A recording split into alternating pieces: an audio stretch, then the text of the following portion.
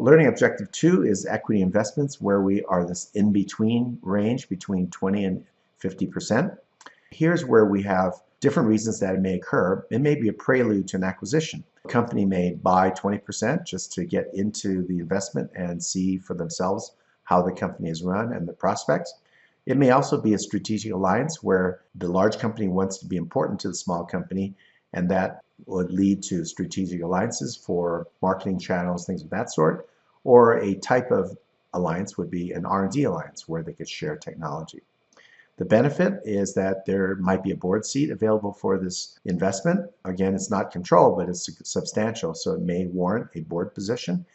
And there would be some influence. That's the whole idea. There'd be influence on R&D and other business decisions.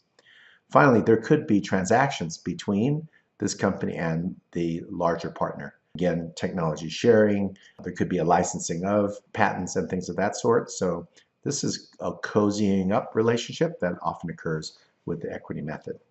And the accounting is very unusual. As I mentioned, this is most complicated for students in the past, so hang on to your hat. First transaction, you acquire an interest using the equity method.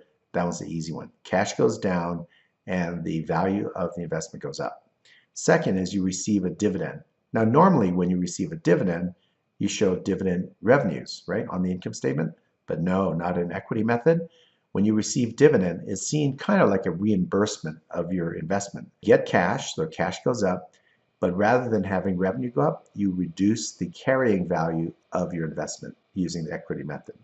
And next, when the investee makes money and reports net income, even though you receive no money, you still will record that you have income equal to your percentage times the investee's income, and your investment account, your marketable security using equity method, would also go up by the amount of net income that you report that year. These are the complicated sides of it. In this case, the fair value rules do not apply. You do not mark to market because this is seen as a long-term strategic investment. So let's see how this works. It's always better to look at these, particularly equity method, with real numbers. So we'll go back to Excel sheet. We buy Mitel, 30% of Mitel for $300 in cash. As I mentioned, the first one's easy. Cash goes down, negative 300. And the investment account goes up for Mitel, plus 300. So that one's straightforward. You buy something, it shows your historical cost. Second, there is profit of $100 declared by not Mitel. Now, Google does not own 100% of Mitel, it owns 30%. So we can count 30% of the reported income, which is plus 100 times 0.3, or $30. We also record it on the income statement. So this is income from equity method investments. And that is plus 30. All right, so we're in balance.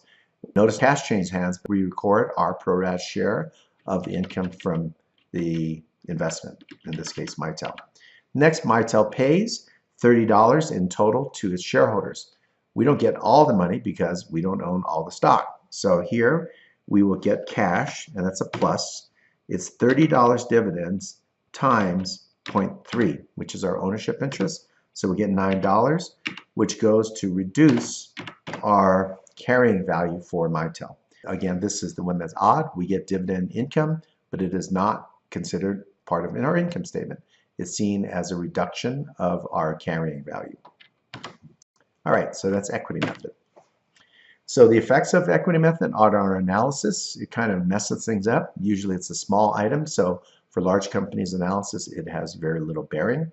But ROE, you recall, equals return on net operating assets plus return on non-operating items. And we can decompose return on net operating assets into net operating profit margin times net operating asset turn. So it's in this section where the distortion occurs. We have income from the equity method, and it's included in the operating income. So now we have operating income going up, but there's no sales. It would tend to distort in an upward direction the net operating profit margin, right? Because if you have an additions to the numerator without addition to the denominator, it's going to cause a rise in the ratio. So there's an upward bias in net operating profit margin. On the net operating asset turnover, it's a little trickier because We don't know what the net impact would be on the operating assets compared to what it would be without the investment in equity method. So we call it indeterminate. Luckily for us, in the majority of the cases, the equity method investments tend to be very small investments from the standpoint of much larger parents, so the distortion is very small.